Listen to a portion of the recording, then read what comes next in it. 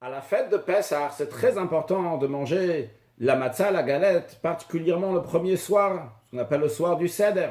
Pour cela, il faut se procurer, faire des galettes avant la fête de Pessah.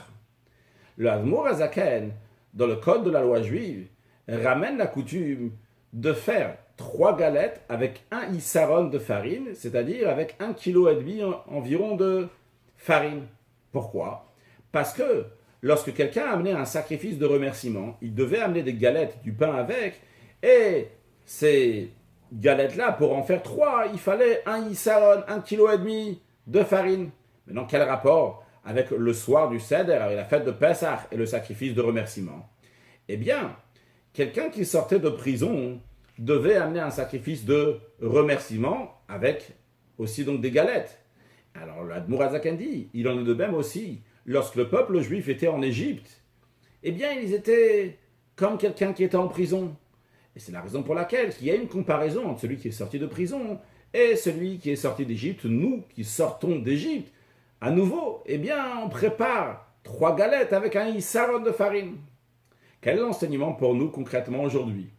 Même lorsqu'on est en exil, on a une situation financière, matérielle qui est bien, on est à l'aise, comme c'était le cas aussi des Juifs lorsqu'ils étaient en Égypte, dans la terre où ils étaient, c'était la terre de Goshen, c'était la meilleure de terre, mais ils étaient asservis à Pharaon. Nous aussi, on est asservis spirituellement.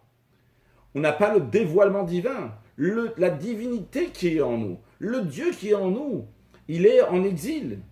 Et il a besoin d'être libéré. Et tant qu'on n'est pas sorti d'exil, eh bien on est comme ceux qui sont en prison de Yosh, Chosher, Vetzalmavet, ceux qui demeurent dans les ténèbres et dans l'ombre de la mort, qui représentent donc les forces du mal.